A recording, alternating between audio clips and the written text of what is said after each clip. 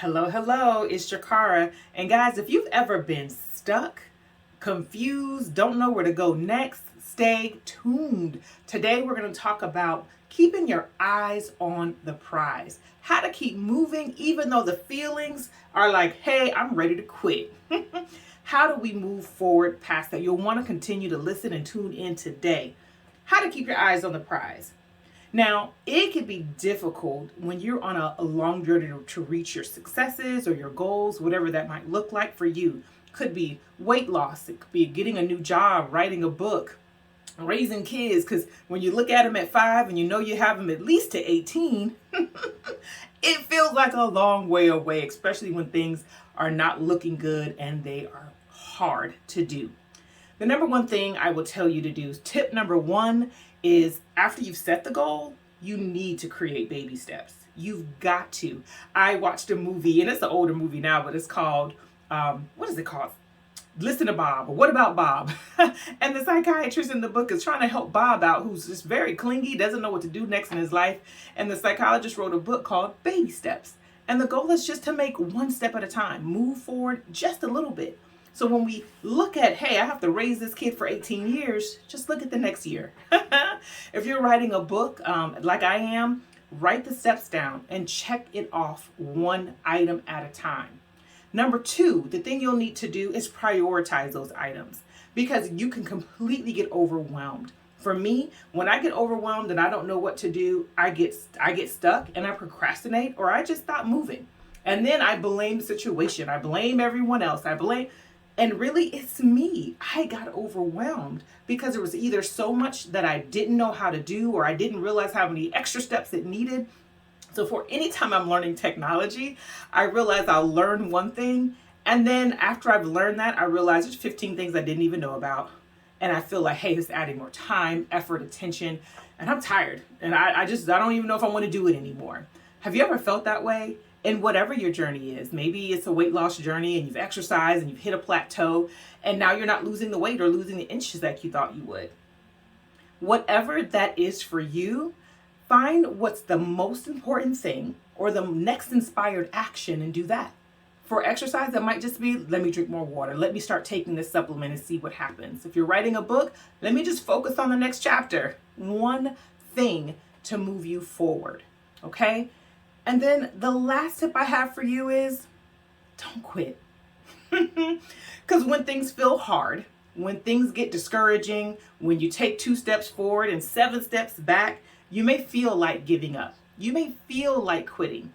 But I tell you, if this is the thing, this is your decision, right? I always say don't work for someone else's goal.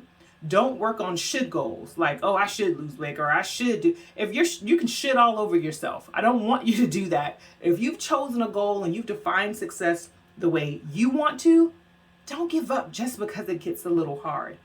When you feel that way, you must surround yourself with people who are going to encourage you. Get that accountability partner, find your cheerleaders, and really continue to push toward the goal.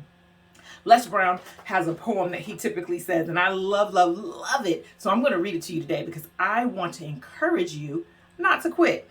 He says, if you want a thing bad enough to go out and fight for it, to work day and night for it, to give up your time, your peace, and sleep for it, if all that you dream and scheme about it, and life seems useless and worthless without it, if you gladly sweat for it and fret for it and plan for it and lose all your terror and the opposition for it, if you simply go after that thing you want with all your capacity, strength and sagacity, faith, hope and confidence and stern pertinacity, if neither cold, poverty, famine, nor gout, sickness nor pain of body and brain can keep you away from the thing you want, if dogged and grim you besiege and beset it, with the help of God, you will get it.